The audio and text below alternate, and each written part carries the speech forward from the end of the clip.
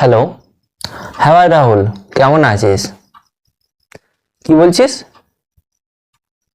Hello, hello, আরে ভাই শোনা যাচ্ছে না কিছু। হ্যালো, হ্যালো, যা কেটে গেল।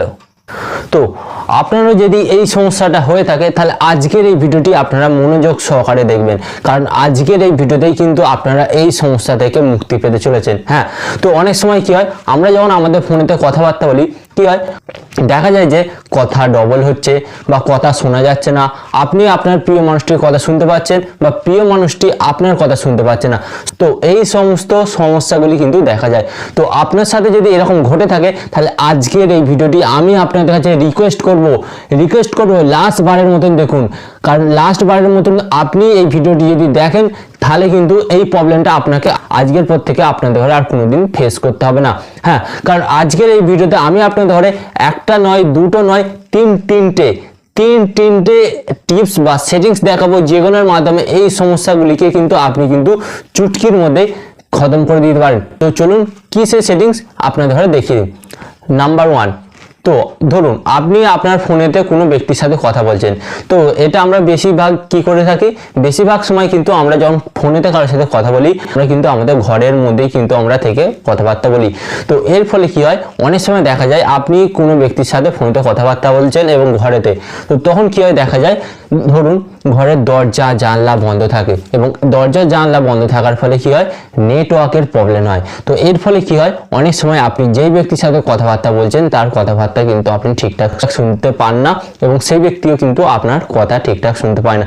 তো এর জন্য ফার্স্ট অফ অল আপনাদের ঘরে কি করতে হবে, আপনারা যখন দেখবেন এই সমস্যাটি হচ্ছে আপনাদের ঘরে কি করতে হবে, ঘর থেকে একটু বেরিয়ে কথাবার্তা বলতে হবে অথবা ঘরের জানলা দরজাটা একটু খুলে দিতে হবে।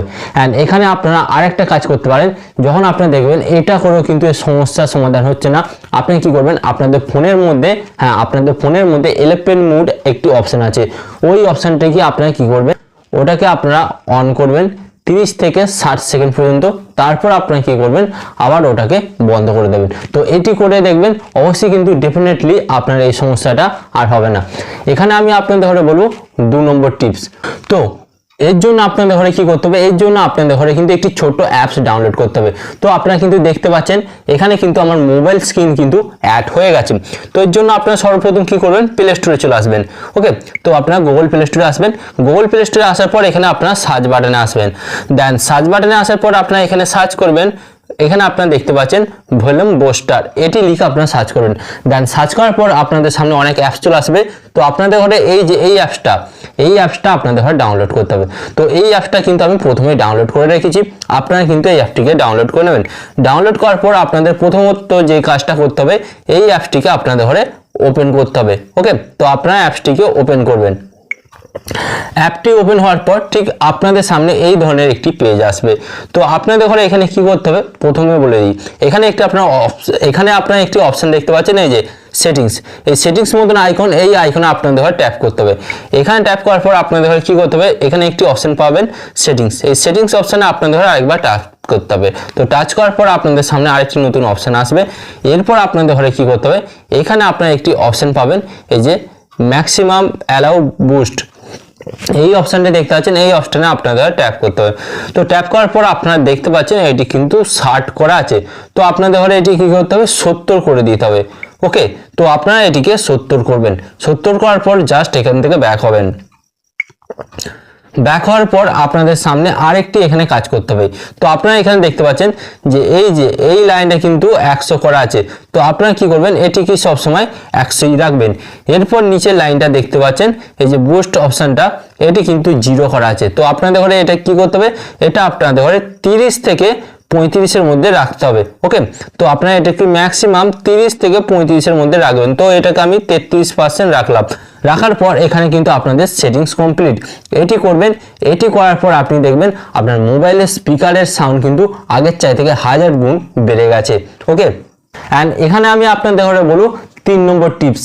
হ্যাঁ, একটা টিপস কেন বলছি, কারণ এটা কিন্তু আপনাদের ঘরে ঘরোয়া কাজ, এটা কিন্তু আপনারা নিজেরাই করতে পারবেন।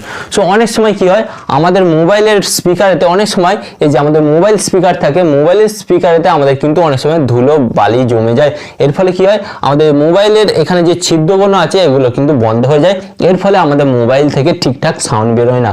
তো এর জন্য আপনাদের ঘরে কি করতে হবে, এটা কিন্তু ঘরোয়া টটকা ভাই, 100% কাজ করবে। তো আপনাদের ঘরে কি করতে হবে, আপনারা ব্রাশ করেন, এই যে ব্রাশটা আপনারা দেখতে পাচ্ছেন, ব্রাশটা নেবেন। তো ব্রাশটা নিয়ে এই ছিদ্রগুলোকে আপনারা কি করবেন, হালকা করে এইভাবে এগুলোকে পরিষ্কার করে দেবেন। তো আপনারা দেখবেন এভাবে হালকা করে পরিষ্কার করে দেওয়ার পর এগুলোকে ফু দিয়ে দেবেন।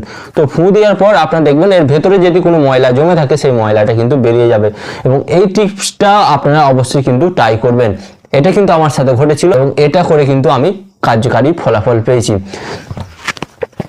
তো আশা করি এই ভিডিওর মধ্যে থেকে আপনি বুঝতে পেরেছেন যে আপনার যদি এই সমস্যা হয় কিভাবে আপনি সমাধান করবেন। তো ভিডিওটি ভালো লাগলে অবশ্যই এই ধরনের হেল্পফুল ভিডিও পেতে ভাই চ্যানেলটিকে সাবস্ক্রাইব করুন। আপনাকে বলছি, হ্যাঁ সাবস্ক্রাইব করুন দাদা। एक तो लाइक और शेयर ठोक दीजिए, महाकाल का दबा के लाइक और शेयर ठोक दीजिए, 5000 लौटे दिख जाना चाहिए।